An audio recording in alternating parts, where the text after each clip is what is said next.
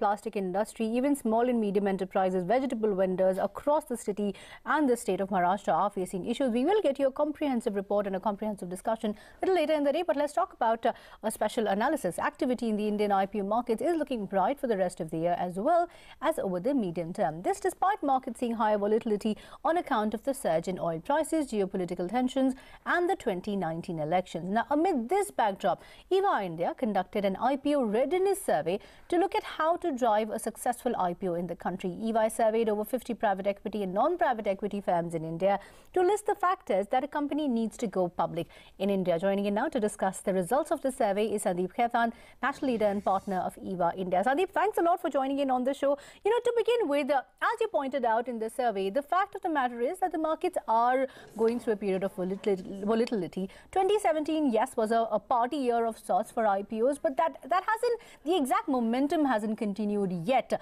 What are the key challenges that you're seeing at this point in time, and how are investors preparing to overcome those hurdles? Thank you. Thanks a lot.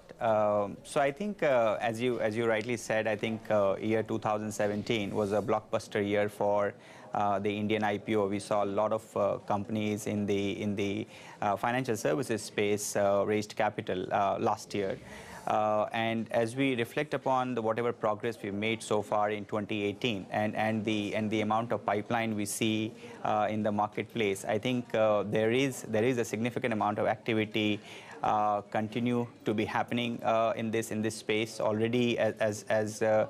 In terms of our survey, as what we saw is that large number of companies have raised capital in first 5 months of the year. Lots of companies have also done through the small and medium enterprise exchange as well. And as we see right through the balance year with the number of IPOs which are planned and filed with the SEBI, you know, we believe that at least $6 to $7 billion of additional capital will be raised compared to what has already been done so far.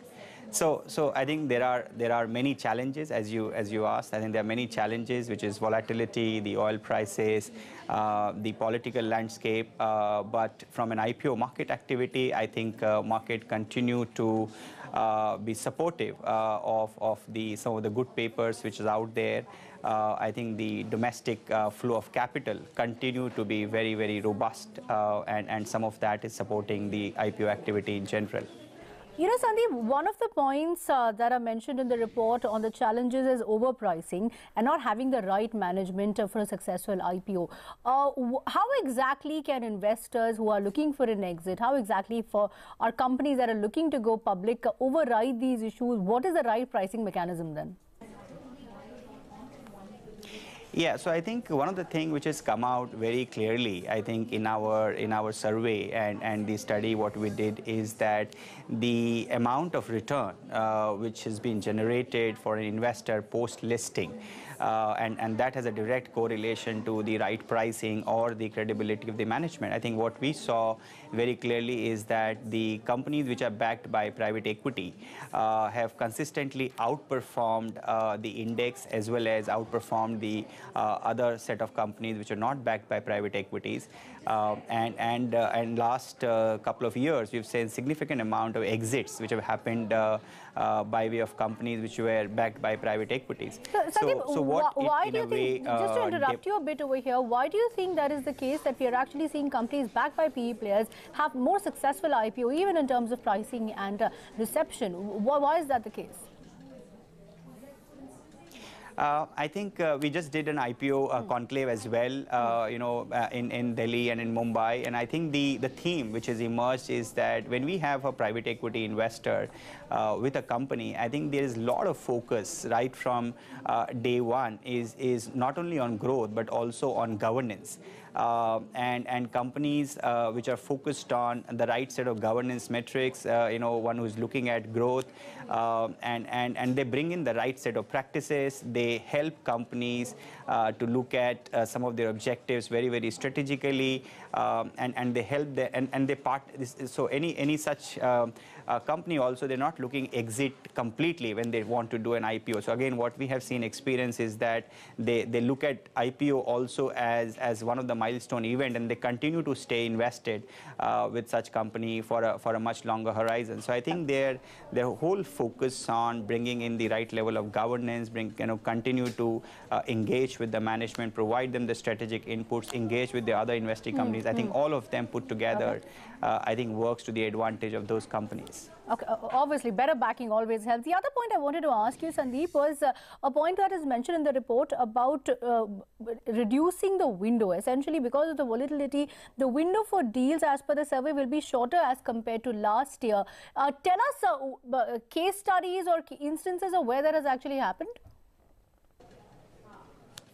Yeah, so I think, I think what I would like to say here is that as what we see is that there are several factors which in a way drive the success of an IPO. So if you have a very good growth company, great governance, great management, but if the markets are highly volatile or the timing is not right, and then they struggle. And one of the data point which kind of emerge is that, let's say, how have you performed on the date of listing? So if, let's say, you price your stock at $100, and on the date of listing, if that stock has performed below par, or it has outperformed, then the empirical data in a way demonstrate that that company continue to do well in times to come as well, and that has a direct correlation to the high volatility in the market or the window which is available. So companies need to possibly prepare well, engage in advance with all the stakeholders to make sure that they have the ability to time the market. Okay, Sandip, the other point I wanted to ask you also have a section where you have assessed all the financial criteria that need to be taken into consideration before going for an IPO. So based on what the respondents have come up with, what are the top 3 or top 4 financial points that work in a successful IPO?